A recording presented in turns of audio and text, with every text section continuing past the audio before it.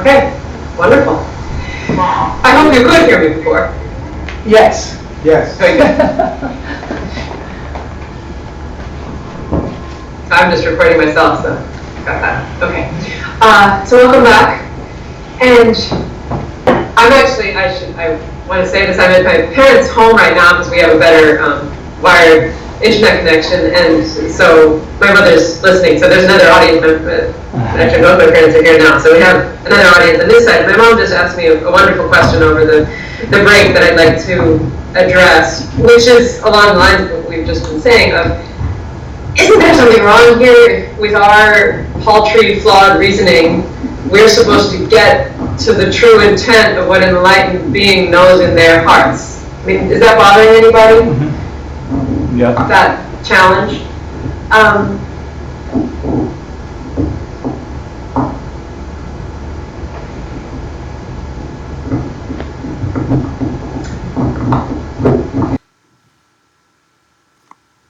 That's why we give thanks for teachers. And that's why it's no contradiction to be trying to understand literal and figurative and still depend upon authority. And that's why it's so glorious when we have systems that have been laid out for us by masters of the past.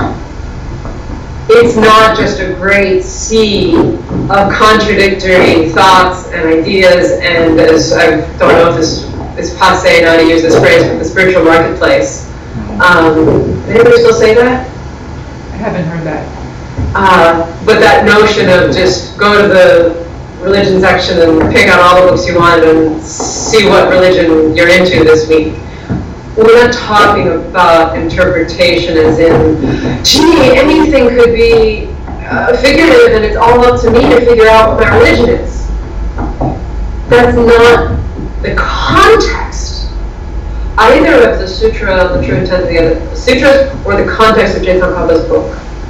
The context of Je Tsongkhapa's book, historically, is in a situation where you already have several very well-defined schools of thought. He can only have the debate because he says the word Tsongkha, which means mind only, and it has a referent. He says the word Dodepa or the Sautrantika, it has a reference. He says the word Tamyola, even though scholars have pointed out that the word Tamyola, as in Prasangika, is not traceable to Sanskrit books. So the word Prasanga, of course, exists in Sanskrit where you have absurd consequent teaching. But the notion of the division between we've always heard about two halves of the Madhyamaka school, the Prasangika and the Sautrantika, or the consequence group and the independent group. That's a doxography, which is a way of organizing philosophical systems. And it appears that that's something that arose in Tibet. That no Sanskrit writers were ever saying, well, I'm a Sautrantika and you're a Prasangika. Those words exist, of course, with their own meanings, but that separation within the Madhyamaka school didn't exist there. But in India, for sure, there was a Madhyamaka school. There was a Chittamatra, or mind-only school. And they can be defined in that Chandrakirti and the reason I'm giving you this history now, Chandrakirti in probably the 8th century could be writing and refuting views that can be found in books by Baba Viveka, or can be found in books by, or his defending views by Buddhapalika and so on. Scholars, even very critical scholars, can trace words with meanings, with reference, with context, with this interrelationship of a very well-defined conceptual framework in which this discussion and this debate makes sense. So when we're talking about the sutra on the true intent of the other sutras, the Dodebonga, Samdhi Moksha Sutra,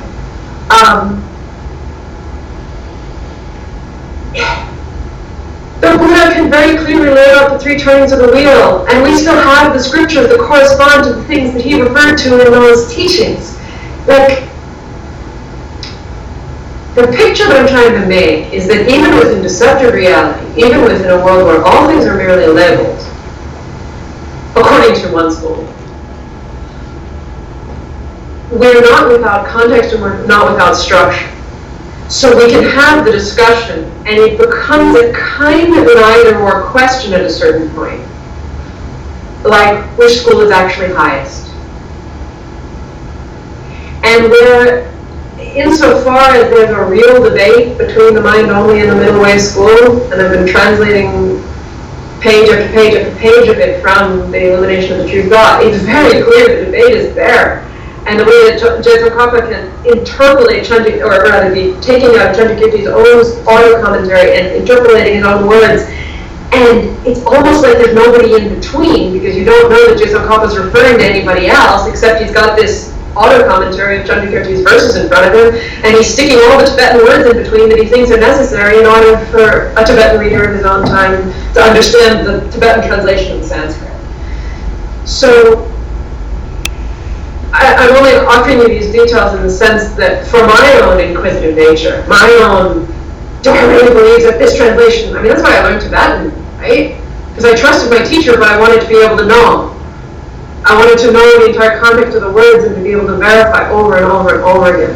And so likewise, for me, it's like I don't even believe that there's such a thing as a Semsampo or a mind-only school until I'm starting to look at these texts and I realize, that doesn't appear. They use those words and those had reference a very long time ago. So the point that I'm making, in answer to my mother's question,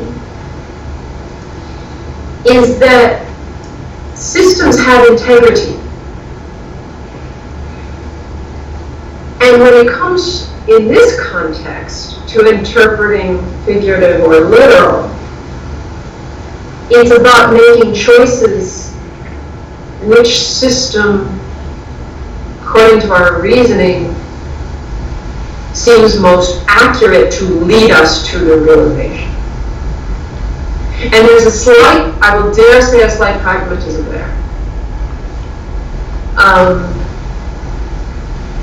In that it is theoretically not impossible for somebody to hold some view, a Chittamantra view, their whole lives as a practitioner. I'm not saying until they die, I'm saying until a certain point, and that catapults them into a direct perception of emptiness. Did they ever, prior to that direct perception, hold something other than a mind-only viewpoint? Maybe not. When they had the direct perception, did it express a mind-only viewpoint? If they were to speak of their own realization as literally as they could, with the intent of being literal, would they speak in a mind-only viewpoint? And according to the middle way school, no. And this is one of the arguments that comes in the beginning of Chandrakirti's Majjhimaka Avatara entering the middle way. Those are the listener vehicle, what we would call the Hinayana, who attended the first turning of the wheel. If they can become arhats, if they can put an end to all their mental afflictions, does that mean they saw their version of emptiness or our version of emptiness? And I'm not going to go into that. There are hundreds of gorgeous hours of Geshe Michael teaching this in his translator's course. The point is, from a middle way perspective, you have to say they saw the real emptiness, which is the middle way emptiness. But might they come out and teach in a Theravada context and teach according to the tenets and the Pali Canon and all the things associated with the first turning of the wheel? Very well may. And I wouldn't hesitate a moment to say that. So it's not that we have to figure it all out by ourselves. That's my real point. We must never give up the discerning inquiry of our own minds. But the beauty of having well-defined, historically transmitted systems and lamas who understand them from the inside is that if we listen long enough and we practice long enough and we get inside it long enough, answers will come clear. And they may not be direct perception answers. I'm not even saying that. They will be answers we can live with as our literal meaning. that is leading us forward. And that's why it is so important to make the distinction between literal reality or figurative reality and literal reality. We won't get the real literal meaning until we see reality nakedly, until we see the ultimate divine face of all that is. And so somebody, we know this well, could profess middle way tenets and debate to the end of middle way ideas for 30 years, and when they go to meditate, it hasn't had much effect on their mind. Or maybe they haven't meditated, in which case it probably really won't have had much effect on their mind. So just being able to say a school right doesn't mean you hold the literal view, and that's really important to be aware of too. So does that help to answer your question? And I hope it was beneficial for all of you. So now we'll jump into the system, which is, we have two things at hand. We're going to, in the course of this course, have two things at hand. Mind only, middle way. Hopefully I won't say the wrong one when I don't mean it. It's only in English that the words have all the same letters in them, or some of the same letters. Just a couple of quotes, the sutra at length. It's in your reading. You can read the whole preamble. But basically, the Bodhisattva Paramartha Samudgata,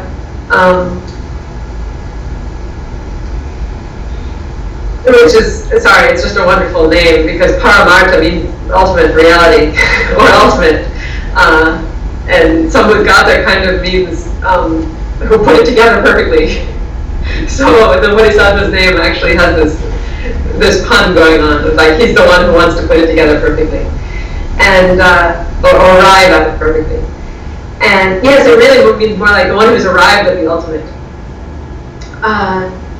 And so he asked the Buddha very frankly, excuse me, Master Shakyamuni, you, in the first turning of the wheel, said that you named all these things, the heaps, the gateways, and the five senses, and the sixth sense, the mental gateway. You named the categories, which are another way of looking at all of that. You named the four Arya truths as something to be given up, something to be realized, something to be practiced, and so on. And you said they all had definitive characteristics of their own. I mean, you were talking about reality, and you were describing to us how reality works. But then later on, you said that nothing at all, from form all the way up to omniscience itself, has nothing at all has any nature of its own. What were you thinking? And that is actually how Geshe Michael translates. What were you thinking when you did all this? What was your true thought? And so the Buddha comes back and says, and I'll just read this to you in English. Listen, Paramartha Samudgata. When I said that no existing object at all had any nature of its own, what I was referring to was three different lacks of a self-nature that existing things exhibit. These three are: one, the quality of lacking any definitive nature; two, the quality of lacking any nature of growing; and three, the quality of lacking any nature of being ultimate. So in the next, it may almost be an hour. Please, if you need to go early, please go ahead and go. But since this is a rare opportunity, I'm going to keep going until I get exhausted myself, if you don't mind. So you've got to get this triad. And this is the heart of the mind-only school. This is actually Googleable. I mean, you can find these things in Sanskrit on Wikipedia and so on. It's well known. It's really hard to explain well, and this text of Jetson Kampa makes it so clear.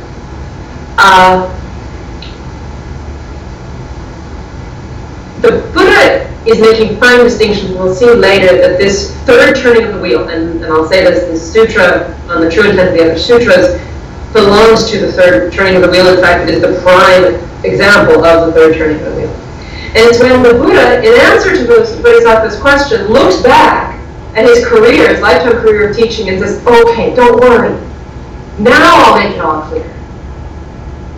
The first time I was speaking figuratively, The second time I was speaking figuratively, and now I'm speaking literally. But in order to speak literally, I will, and he says that later, don't worry, we'll get to it. But he says, I have to make fine distinctions about what I meant in the second turning. When I wiped reality off, seemingly pulled the rug out from under reality, and said nothing has any nature of its own. If you divide all existing things into three natures, the Tibetan is Woni, which really means essential nature, essence-ness. If you had to translate it, it would be essence-ness, and that's really, really essential. I think it's very useful the way Geshe Michael translated it as attribute, because the word nature has to be used for so many other words here that to call them the three natures just will get confusing. So there are the three attributes of reality. And it's useful, I actually have a microphone here so I can use the microphone as an example, to say that every object has all three attributes. It's not quite the same as when we say that a pot has an emptiness, but it's close. It's very close. Or a pot has an ultimate reality and a deceptive reality. But these do not exactly correspond to ultimate reality and deceptive reality. So we need to put that bifurcation aside in order to get the three attributes.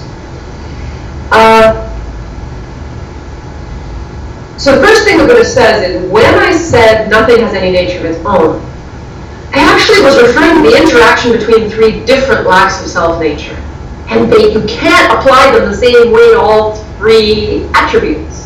So there are three different lacks of self-nature, and there are three different attributes. And they each do correspond one to one, so that's not too hard, and I'm going to try to present them together. When I said, the Buddha says, that things lack any nature of their own, for some parts of reality I meant that they lack any definitive nature. I've been working with this in great detail, and I find it for my own mind easier, even though it's harder to say and harder to write, to say lack any nature of having their own defining characteristics. Because the Tibetan and the Sanskrit here, the Sanskrit is Svalakshana, the Tibetan is Rangitseni, and well actually here it's just Tseni, which means definition. And so to say something lacks a definition, Tsongkhapa is very clear. He actually argues with the Chinese commentator and says, the Chinese commentator says the definition here just means the way a thing is defined. He says, it doesn't, just so common sense, it can't possibly just mean the way a thing is defined. Because we all agree that things have definitions. That's not the point. The point is whether things possess definitive characteristics from their own side. And you know that phrase, their own side. We'll get deeper into that. So, and I'll say more about it in a moment, but I don't want to confuse you too much. So the first attribute is something that lacks any definitive nature. And I won't say that lacks any definition, because constructs all have definitions. You can define the horns on a rabbit's head very well. You can even draw a picture of them. But a construct, such as the horns on a rabbit's head, lacks any definitive nature. You see the difference? You see the difference between saying something has a definition and saying it has a definitive nature, or it has defining characteristics of its own.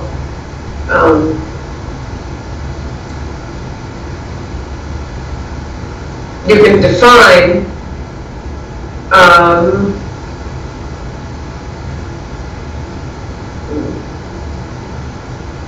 the square root of an isosceles. I'm going to say something wrong. I'm going to embarrass myself. Square root of an isosceles triangle. That means something, right? Something. I'll totally embarrass myself. Okay, the square root of 64. Wait, Okay. the square root of the diagonal of the isosceles. Oh, the isosceles triangle. Yeah, I knew there was something about that. Okay, so the square root of 64. Let's be easy. You can define that, but it's a construct. it's totally a construct because you're never going to find a changing thing that is the square root of 64. That has to do with the nature of mental construct. Sorry to distract you with that. My point is simply this, that constructs are things we make up in our minds. They can have definitions, but they have no definitive nature.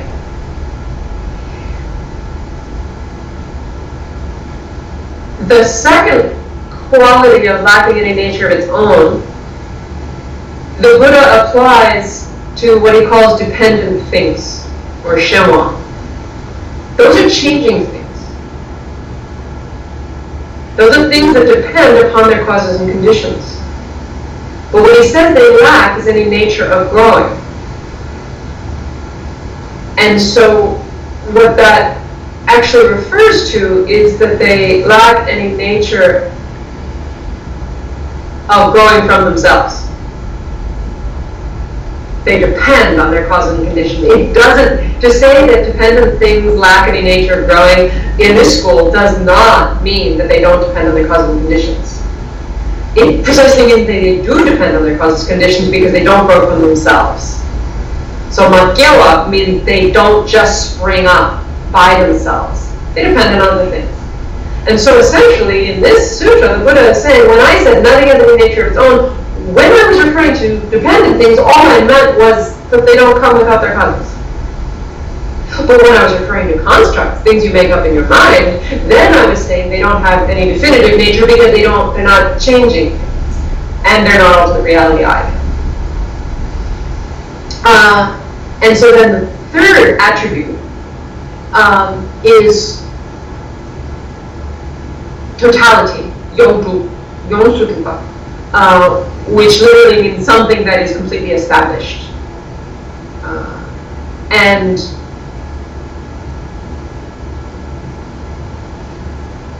we'll get to the meaning of that because it relates intimately to the other two attributes. But the Buddha says, when I said nothing has any nature of its own, what I meant with respect to that third attribute of totality is that it lacks any nature of being ultimate. But this one is a little bit slippery because Yongdru precisely has a nature of being ultimate. It's the fact that it is the ultimate reality that the other two things lack in a certain way. So there's other things that lack any nature of being ultimate, and that is Yongdru. That is totality. I fear that I've just confused everybody, so let's go through that again. Okay. There are three ways that things lack a nature, according to this third turning point. One is that they lack any definitive nature. The second is that they lack any nature of growing. And the third is that they lack any nature of being ultimate.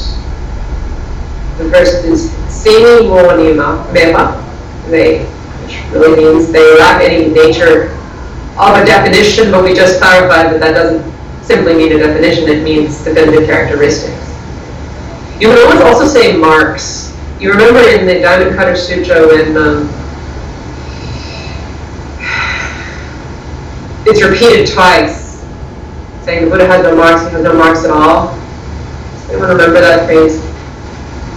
That's referring to the same idea of inherent marks, the marks of the existence, the marks that show a thing to be what it is. And so constructs, being merely made up by your mind, don't have those kinds of marks. Even though they may exist and even though they may be true, like the square root, the fact that the square root of 64 is 8, right?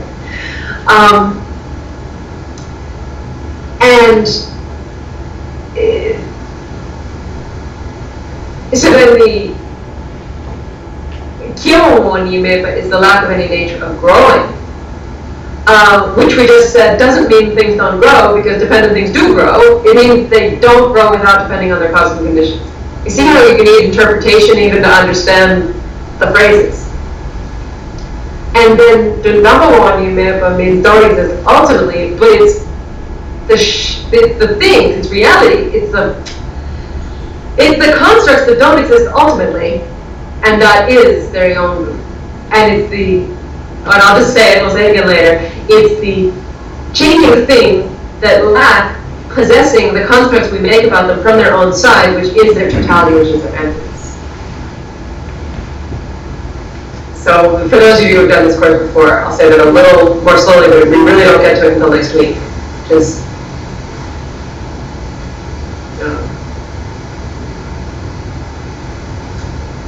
I'll pause before the explanation to say one more thing.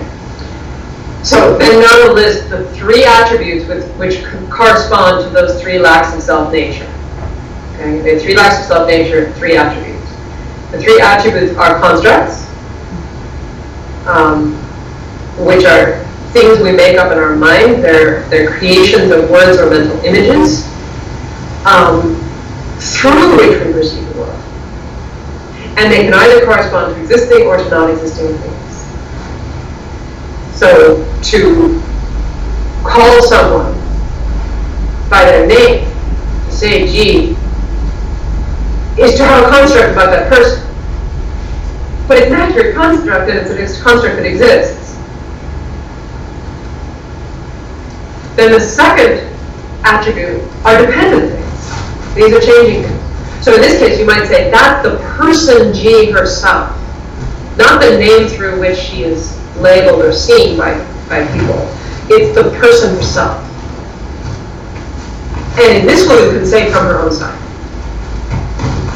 That's a dependent thing, which lacks any nature of growing because it doesn't come about without depending on someone. And then Yongu, or totality, is emptiness in this school. And what it means very specifically, like you just want to see this, is here's a dependent thing that depends on its cause and conditions, has its own marks, does exist through its own definitive nature. Here are the constructs that the mind lays on top of it. They don't exist through their own nature. Our minds habitually plant the construct on top of the dependent things, fail to see that we've mixed them, and think that the dependent things possess their constructs from their own side. Notice, dependent things do possess their own definitive nature from their own side. They don't possess their constructs from their own side. When we form a certain kind of construct about that relationship, which is thinking that they exist, that the dependent things possess the constructs inherently, so the constructs may be true, the dependent things exist, fine. Join, almost fine. We add another construct on top, which says the dependent thing possesses the construct all from its own side. That one's wrong. The fact that the dependent thing does not possess its construct from its own side, does not possess certain constructs about it that think that it possesses its construct from its own side, is its emptiness and its totality in school. And that's the emptiness. You know, in this school, we have all sorts of, sound effects and things for emptiness. In this school, it's dependent thing, valid construct, projected by the mind. The mind merges them, thinks that it's really like that. The construct is still an existing thing. The construct that thinks that the thing possesses its construct from its own side has no reference because it's not true. To realize that that construct is non-existent is to see emptiness in the school. But in this school, the dependent thing never goes away. The construct that's true about it doesn't have to go away. It's the construct that joins those two as if they were inherently joined at the hip. And a weird analogy because one's a reality and one's a mental construct, but you get my point. To see that lack is to see totality in this school and to see Yongu. And the reason it's Yongu, Hainish Parinishpana Svabhava, is thoroughly established, and the way that, well, Prabhupada does say it, and Ranjan explained it very clearly, it's that as soon as a thing exists, it exists in its totality, lacking itself. And there they use the most basic word that all Buddhist schools agree on, that thing lacks self. And so as soon as the thing comes into existence, it is completely established, completely established as being selfless. And so that's why there's that fancy word for emptiness in this school. Any questions right at this moment? I mean, I have a lot more to say, but is that clear? I remember during course 15 you talked a lot about just taking things away. Mm-hmm. So this is the point where that coincides with that teaching, right? I mean, now you're describing it in a different way, but you talked about emptiness defined by like taking the other things away. Is that correct? Is that the correlation to that teaching? It's the same teaching. I'm sure my hand movement has changed, but okay. What I will give you tonight, I'm going to actually move very quickly through the rest of the class material because it's almost just a list, but you can work on yourself. So I will work very quickly on that, and then I want to give you a lot more about the entire mind-only school position, which for me has made this whole thing make so much more sense. Because if you just narrow it down to that explanation, a lot of apparent contradictions come up, not just in terms of figurative and literal, but just we don't have enough tools to understand the mind-only school. It's all that's mentioned about it in this sutra. Well, I shouldn't say that, but Jacob Kappa doesn't go about explaining the entire mind-only school in this book either. That's not the point of the book. The point of the book is about the art of interpretation. He explained the mind-only school magnificently in several other books, and so I've been trying to put that together in my own sense. So that's what I'll get through very shortly, but I want, for everybody's sake, to get through the rest of the material of the class before going to that. So there are three analogies for these three attributes, and they'll help somewhat, but you have to keep in mind those caveats. Are all systems okay? Now it is. The sound was fuzzy, but now the fuzz is gone. Okay, sounds good. It wasn't always fuzzy, it just came in for a moment. Okay. Now, was that with causal conditions or without causal conditions? Totally dependent. Totally dependent, exactly, good. So the analogy for constructs, does anyone remember the analogy for constructs? I haven't mentioned it yet. I have it in my notes. Are you talking about sky flowers? Yeah! Oh, fantastic! It looks like you just saw one. Yeah, total constructs are like a sky flower. I want to say one more thing about the word punta, which you have heard on any of the tapes. Construct, it's nice, but again, it has some of the same consonants in English. Punta really means puntutapa, which means thoroughly constructed or put together by the mind. But the word tapa also has to do with analysis. So there's a lot about this notion of construct as being the way that the mind organizes and puts together and thinks about things. So it's not necessarily a negative word. That's what I really want to get across. They're not mere fabrications. They have a lot of relevance to the way that reality is appearing to us. The only mistake, according to this school that we're making, is thinking that the reality possesses those constructs from its own side. Then dependent things, the analogy here, anyone remember?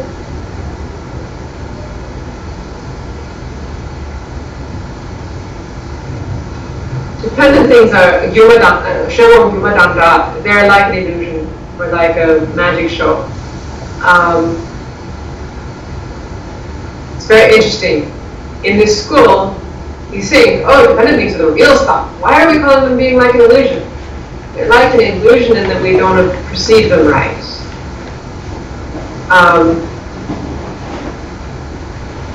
And you've heard this idea, and I'm going to say a lot more about it shortly, that according to the mind-only school, our perception of a pot and the pot are growing from the same karmic seed. But it doesn't appear that way. So the fact that it doesn't appear that way is the sense in which the pot is illusory in this school. Then totality, namkadanga, is like space, but space in the sense of the absence of obstruction. But that's only the analogy. The meaning is that it is a simple lack of a non-existent construct that the dependent thing never had in the first place. See, when I said a non-existent construct about thinking that the dependent thing possesses its construct by itself, is the construct that never had a reference. I mean, it existed in the mind, but it never had a reference in reality. That link never existed. That link, that inherent link between dependent things and the constructs we have about them never existed anyway. And so the absence of that is a sheer negation, like space. And that's a point that is very important to Chintamkapa to make, because there were thinkers at this time who tried to express the third attribute of the mind-only school as simply being the lack of the other two. No dependent things, no constructs. But it's something itself. It's an affirming negation, in the first term. And Chintamkapa wants to say, that misses the point altogether. Because if you don't relate the emptiness to the mistake that we've always made, it won't help you one bit. So if you just try to think of a vast empty space that has its own qualities of luminosity, for example, that's simply an absence of those illusory dependent things and an absence of constructs, and you meditate on that positive expanse, shall we say, you'll never get the point about the mistake we were making in our everyday lives. Now, I was being a little bit sarcastic in saying that because one has to, it's very, very delicate. This has been a bone of contention between the Gelugpa and the other schools of Tibetan Buddhism for a long time, because J.S. Prabhupada was so clear about this point. He named no names. He didn't point any fingers. I'm not going to mention any names now. Actually, I did in 2014. Now I don't want to.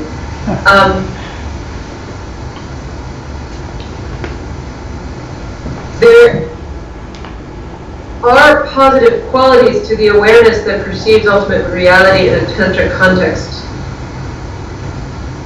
The Dharmakaya, the ultimate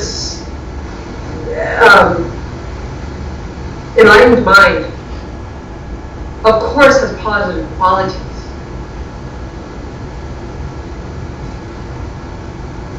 But according to Chintamkapa's system, you always have to distinguish between an emptiness and a positive.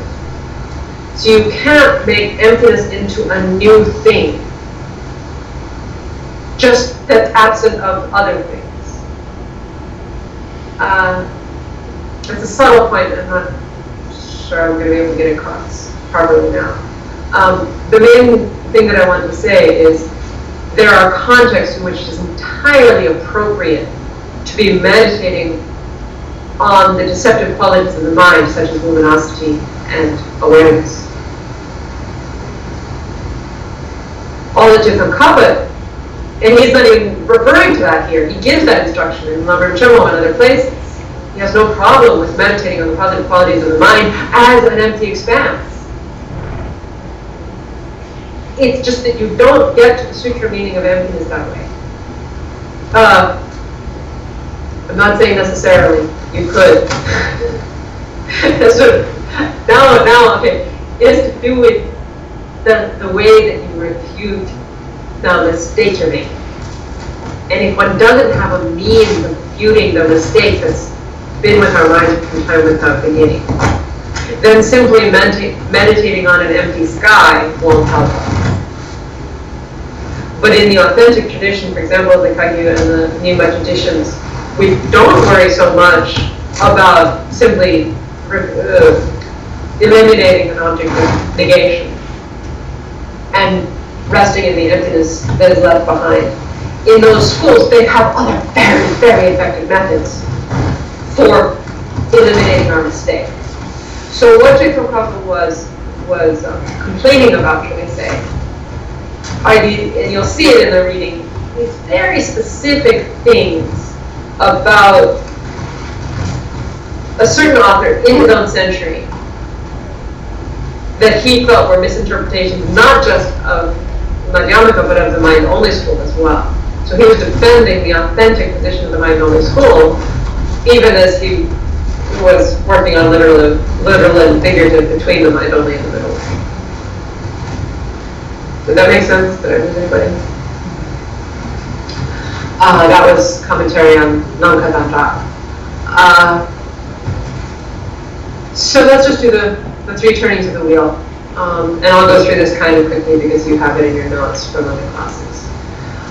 So the first turning of the wheel is known as the Deshi Chungor, which is the turning of the wheel on the four truths. That's the four Arya truths. And that took place in Sarna, Deer Park, near Varanasi. I actually have a mental image for that now. And the main disciples were, according to this presentation, those of the lower way, Nyentu Kitepa, which means the listeners. Which again means they can listen to Mahayana Dharma, but they're not yet ready to practice bodhicitta in that sense. And we'll see later in this text that in this presentation, the difference between the lower way and the higher way, or the Hinayana and the Mahayana, has less to do with motivation than as it does to view. So it's a lower way disciple who doesn't yet have the capacity to understand emptiness as is presented in the mind-only or the middle way schools. So it's not that they're selfish or don't have a big enough heart yet, because we know there are extraordinary meditations of compassion and loving kindness and the four measurables in the Hinayana tradition. But what this particular teaching, even from a mind-only school, is pointing out is they are lower way insofar as their minds are not yet ready to grasp emptiness at a Mahayana level, and it's because they can't grasp emptiness at that level that it's inconceivable to save every living being. Because these things have their inherent natures as the heaps and the parts of the mind and the reality as it arises moment to moment in meditation. It's just inconceivable what it would mean to become a being who can help every living being. And so they acknowledge that Buddhas exist, but they're really rare and it takes 3 countless eons to reach it, and probably it's a wider route to reach the end of suffering first. So it has to do with view.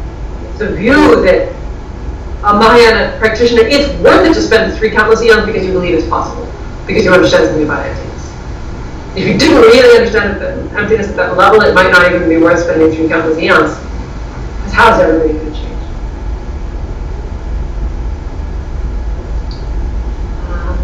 So the subject matter of that first turning was the Pape Denshi, which is literally the 4 Arya truths, and I hope you know this by the end of course 18, the 4 truths that are realized by a realized being. The truths are not noble, the being is noble. In Chandrakirti's Prasannapada, the commentary on Arya Nagarjuna, he very clearly calls them the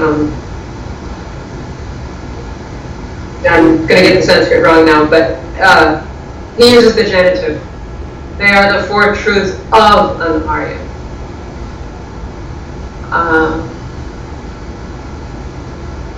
And that means that portraits belonging to an art. And then the main view or teaching of that turning of the wheel is Chunam Rangiteni Rupa, which means all the things I'm telling you about. I'm laying out reality for you. I mean, the sutras of the Pali Canon, which then at an earlier stage were developed into the Abhidharma systems. I mean, the Abhidharma systems are in some way based upon the earliest sutras of the Buddhist tradition. They lay out enumerations of reality that are mind-boggling. And the point is that these are all karmas. These are all things perceivable by the mind. And insofar as they are perceivable by the mind, they have natures. And it's precisely by their natures that they're recognized. And the Buddha taught that way. And it's really important to keep in mind that he taught that way. So that, and I don't know how many years it was before the second turning of the wheel took place, but probably not more than a decade. He's on Vulture's Peak in Rajagirha, Jagopupirita. If you've ever memorized the Heart Sutra, you always hear that Jagopupirita. The mountain of the crest of the place where the obstreperous birds. Do you have a picture of that? Sorry? Do you have a picture of Vulture's Peak now? I have not been there, no. And I have to, that is a story I won't go into, but I was probably within a 20-minute drive of Sarnath at the Tibetan Institute of Central University of Tibetan Studies in Sarnath, but I never actually got to Sarnath, the monument. But how do we, well, maybe Buddha didn't really teach that, where the monument is now. So I've been to Sarnath, I have not been to the monument. Long story. But certainly Varanasi I saw as well. So I have not been to Vulture's Peak. So Tenime Chungwar, the second turning of the wheel, is the turning of the wheel that says things have no definitive characteristics. They have no marks. And the intended disciples of this teaching were the Tekchen, those are the great array. And that really means the people who had the capacity to understand it, who had the capacity to understand it. And the heart's big enough to want to understand the one way in which all reality can be saved. And so its subject matter is Tolpani, emptiness. And the view is very close to the name. It's Shunamrangite Niki Madruva, which is saying that in Tibetan, it sounds very funny, you have to say, all existing things are not established through their own definitive characteristics. But it sounds much better in English to say nothing has any characteristics of its own. Or as Vijay Michael translates it, no existing thing exists by definition. But remember, that's not that it doesn't have a definition. It has a definition, but it doesn't inherently exist with that definition. Got it? Has a definition. It doesn't exist inherently with that definition. The third turning of the wheel, Likche Chungpar, which means the turning of the wheel on fine distinctions. And I've already referred to this. In fact, the Buddha said, oh no, you need to make fine distinctions between them. This took place at Vaishali, in Tibetan Yankaten. And it's said that this was for those of always, Ekvatamte. And there's a long explanation about this, which isn't in this course per se, and I didn't review it, but it was something like, those who are of very high faculties hear the second turning of the wheel and they automatically understand it as meaning what the middle way school explains it to be. But those of medium and lesser faculties, but still of the greater way, and I dare say maybe even those who are at first in the lower way, they hear the second turning of the wheel, freak out. No, this can't be it. But then when they hear the third turning of the wheel that makes the fine distinctions about the three attributes and how the dependent things lack the constructs we make about them from their own side, and that's emptiness. Oh, that I get. And that leads them to understand the second turning of the wheel as having been figurative, but interpretable in the mind-only way. And so then, basically that's the meaning of the always. It leads everybody to that understanding of the mind-only school. And subject matter for that turning of the wheel is the signistum, which literally is the same word, the three definitions, but it means these three attributes of reality as being punta, construct, shelon, dependent things, and yongru, or totally established emptiness.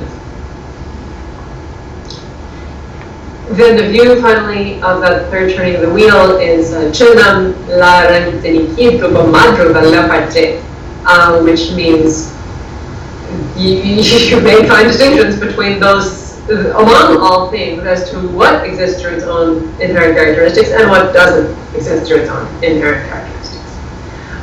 Because, as we'll see later, in this school, dependent things do exist with their own definitive characteristics. They just may not be the same ones as the ones we project onto them. Dependent things do have their own definitive characteristics, but the constructs that we make about them might actually be accurate, but because they're our construct, they're not totally. I shouldn't say that. The constructs we make about them are accurate for us now, but they're not, they don't properly describe the way the thing exists in its own, dulu means its own way of resting. So you have to make a distinction between the things that do exist definitively and those that don't. And the things that do exist definitively are dependent things and yongru. In this school, emptiness exists definitively. Can't say that in the middle way school, but here you can. And the constructs do not exist definitively because they're just made up of fire. And so I pretty much said this already, but according to the mind-only school, the first two turnings of the wheel are figurative, because the one says things, everything exists by definition. The second says nothing exists by definition. And according to the mind-only school, both of those are extremes. And so the only literal teaching is the third one, where the Buddha made these distinctions, these fine distinctions. But according to the middle way school, this is the crux of the whole point of the class, it's the first and the last one that are not to be taken on face value. But the middle one is, even though it sounds so extreme, because it is literally true from the point of view of someone who's seen emptiness directly, that nothing exists by definition. And of course, from a middle way point of view, the first turning of the wheel is not is not literal, because it's saying that everything exists by definition, which it doesn't. And the last one, which makes those fine distinctions, actually is still giving too much existence to dependent things and actually to emptiness itself in saying that they exist definitively. And in this, in the middle way school, the word literal only refers to a teaching where the Buddha spoke about emptiness. This actually implies that any other teaching that the Buddha gave, not directly relating to emptiness, was a figurative teaching, because when you understand emptiness, it is all the teachings. And there's a very profound meaning to this that I've been studying recently. I'm not going to go into now, but in duality, it's related to ultimate bodhicitta. It's like the fact that when you see ultimate emptiness directly with bodhicitta in your heart, it turns into this ultimate bodhicitta. You didn't need to do something separate to gain ultimate bodhicitta. All you need to do is understand that it's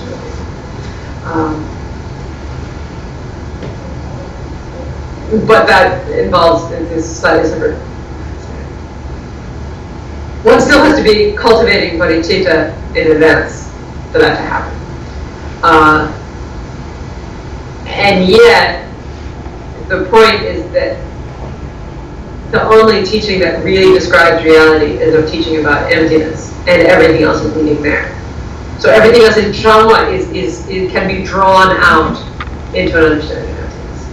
And a perfect understanding of emptiness would be a sublime understanding of compassion. I'm sorry, a sublime understanding of what? Of compassion. Compassion.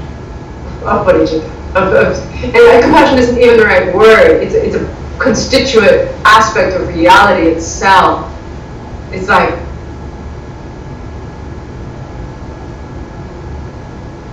when you understand reality itself with the very subtle mind, and that's why I'm not going to go into it because it's a tantric teaching.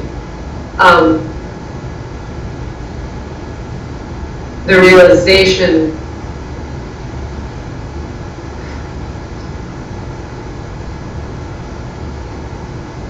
reveals that reality itself, if seen correctly, is infinite love, is infinite compassion.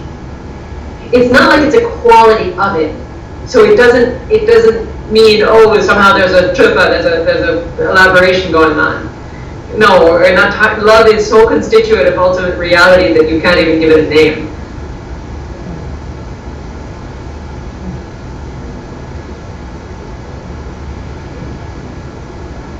But the fact that we have to divide emptiness and compassion, even in the sutra teachings, is a skillful means, because it's a way that we have to progress along the path.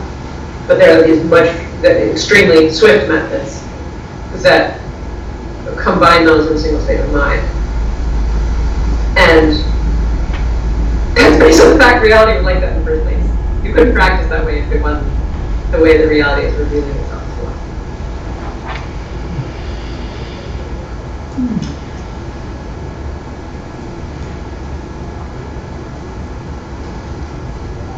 So I actually covered this already.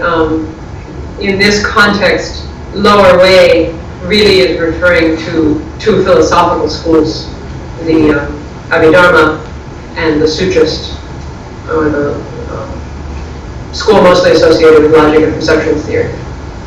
And higher way or greater way is referring to these philosophical schools of the mind only and the middle way. That's not always the case, but in the context of this reading, that's what we're going to.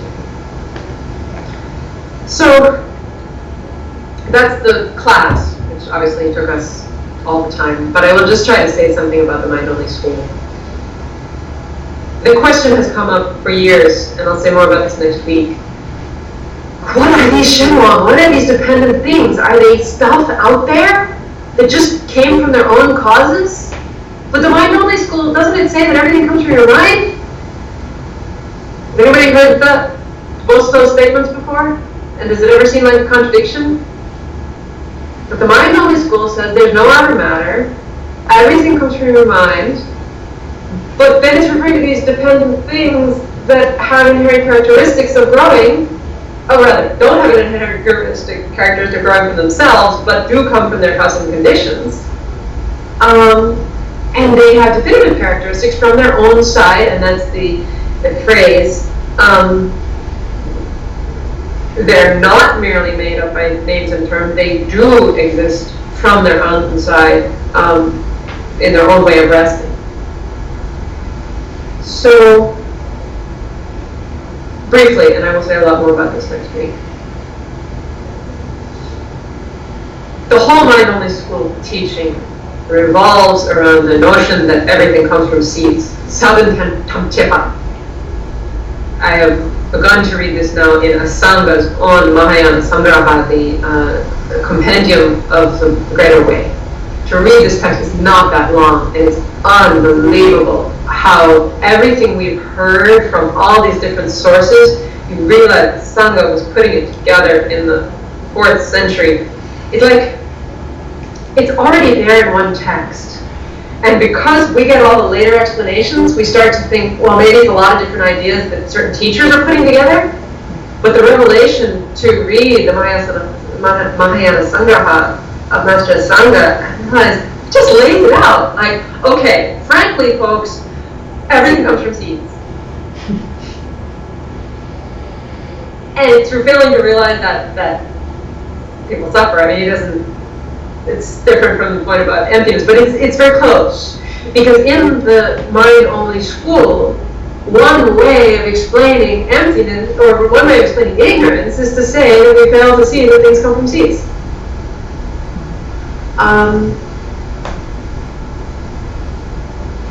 The other crucial idea to understand about the mind-only school is the foundation consciousness, which they add, and Jetson Kaba will, in another text, thoroughly refute it. But it's good to think about it, and we'll never understand the mind-only school without entertaining the notion of the foundation consciousness.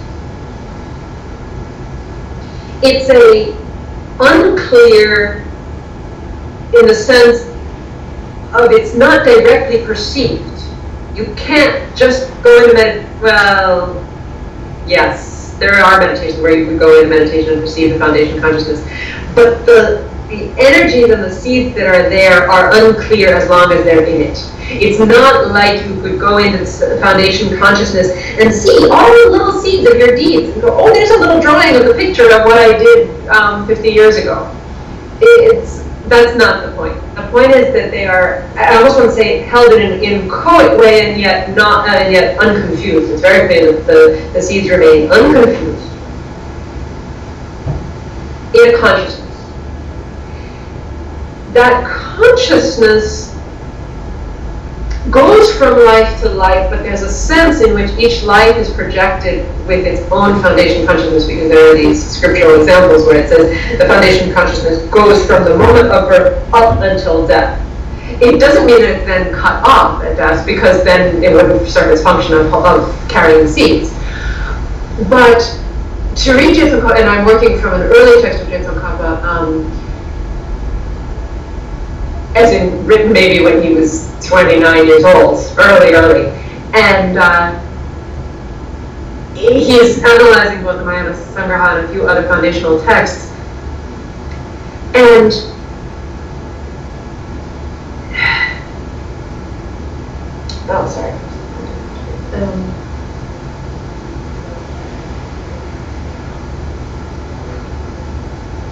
there are a lot of misunderstandings about the foundation consciousness even in his time that he's trying to clear away, because he makes a very strong argument as to why it's not just one big cosmic consciousness that everybody partakes of, and he doesn't have a word for cosmic consciousness, but the idea he's refuting is precisely that, which would be that there's one foundation consciousness for everybody.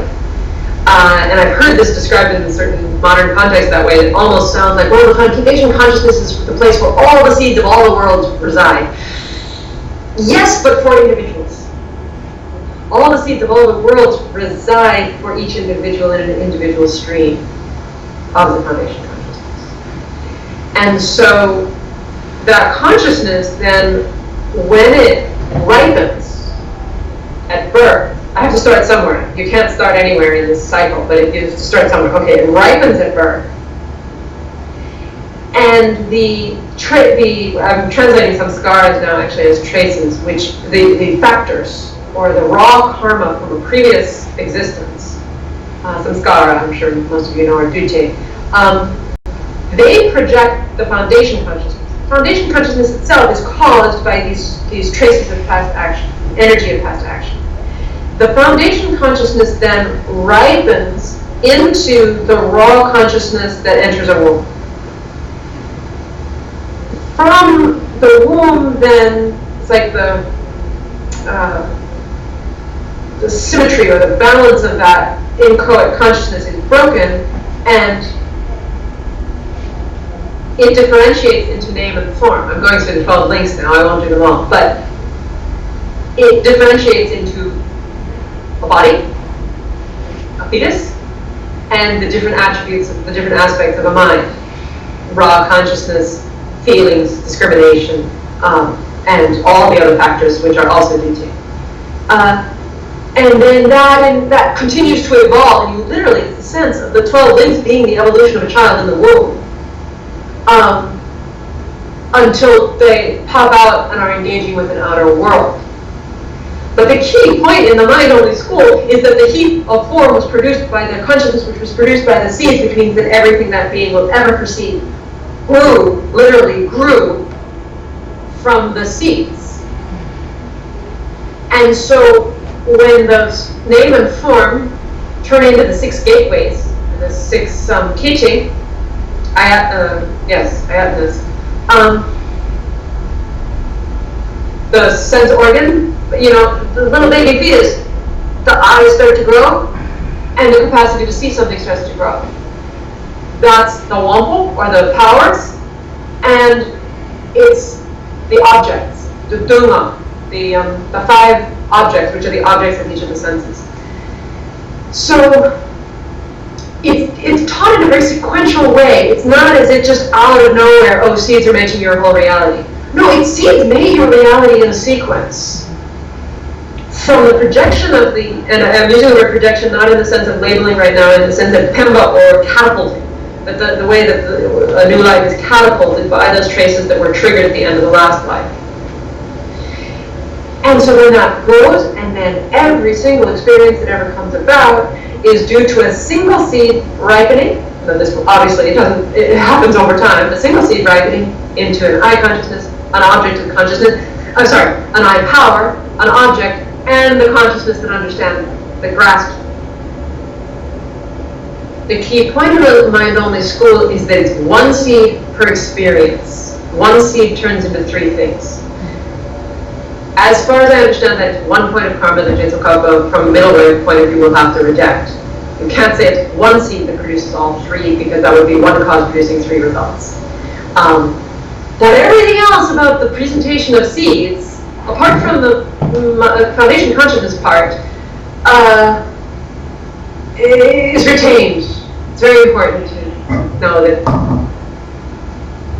there are certain aspects of the way the mind-only school presents the ripening of seeds that the middle way school can't maintain. But anything that is not refuted stays. Because it's the Buddhist view, it's the Mahayana Sangha, it's the Mahayana view of karma, and the Mahayana view of seeds. So, they say, all these outer experiences, all these inner experiences, they're coming from seeds. Insofar as we mistake the outer objects as being something that didn't come from a single seed, we don't understand it. The mental consciousness, the 6th consciousness, is what does the kuntaking, as Geshe Michael said, the constructing state of mind. And so it's very specific in this context. The Yikin the mental consciousness, kind of, sorry, the phrase comes to mind, St. Thomas Aquinas says, joining and separating. And I love it. It's just the way that the mind takes this image, and puts them together, wraps them around, says, think. But those images, puts them around. Now, it's also seeds that propel the mental consciousness to do that kind of organization of work. But those are different seeds from the seeds that ripen into physical objects, physical sense powers, and the 5 sensory consciousnesses. So in the mind-only presentation, it's those objects that grew from seeds, which are their real causes and conditions, which are the shenwang. And so, as Jason Kappa says in the Illumination of True Thought, the real shenwang, the real dependent thing, is shepa, is consciousness itself. It's the consciousness that's growing from its causes and conditions and ripening into a reality with all its shapes and colors and sounds and sights and tastes and sense. But it's the Yikin Shiva, the mental consciousness, which makes its story about those things, which is also driven by different kinds of seeds, different kinds of tendencies, bhakta, which interprets, and part of that interprets those things to be out there and me to be here, and separates into what they call funzin, or subject and object, holder and beheld, as being separate. And so the seeds that make you think that object and subject are separate are seeds of ignorance. And it's the constructs that are generated by those seeds that are the ones that this presentation of emptiness says you have to be able to eliminate. Is that helping in this whole thing? The dependent things depend on seeds which are real, which have their definitive characteristics. The mind, the foundation consciousness in this school has its own definitive characteristics. Emptiness does not say, the teaching of emptiness in the mind-only school does not say that the foundation consciousness lacks a nature of its own. It does not say that apperception, the perception of the mind itself, lacks a nature of its own. You can't establish anything without it having defining characteristics, say the mind-only school. Cause and effect exist, my gosh. How could the seed bring their results? How could virtue and non-virtue bring their results if they weren't dependent things that depend on their causes? only problem for them is that that cogitating mental consciousness that makes up constructs about things and then mistakes the constructs for the things.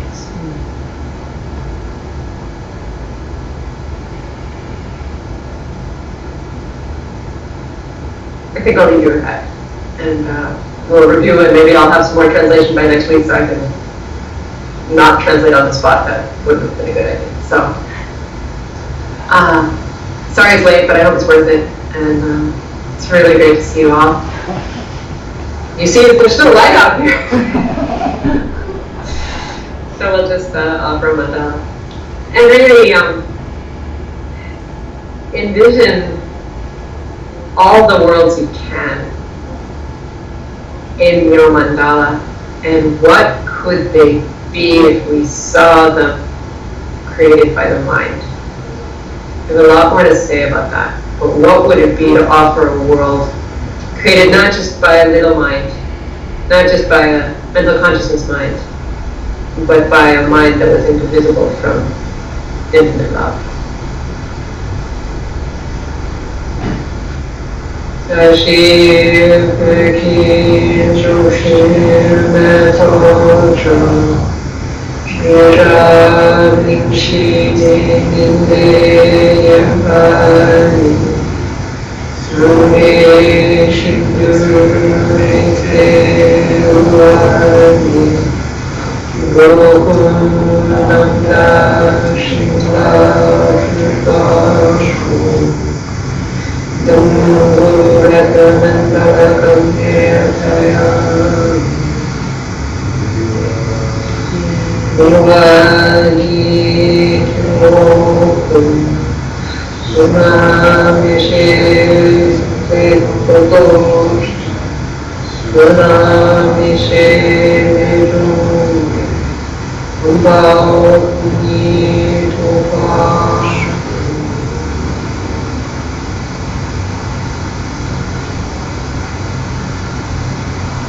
Just feel that light, that energy in your heart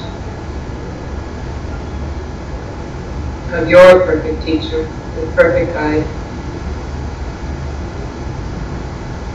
And let that light expand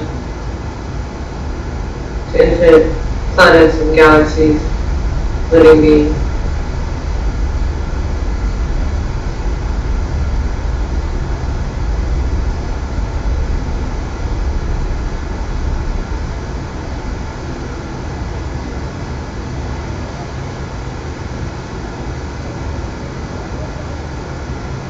Make some promise to them.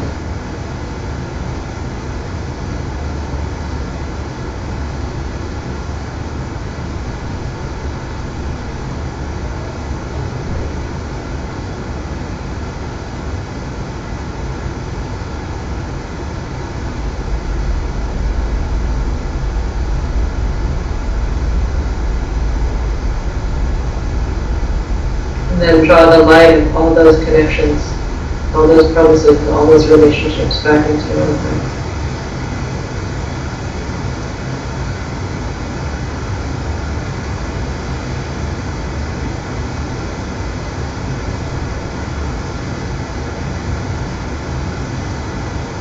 Okay. Thank you so much. Thank you very much. Thank you. Have a beautiful night. Safe home, safe travel.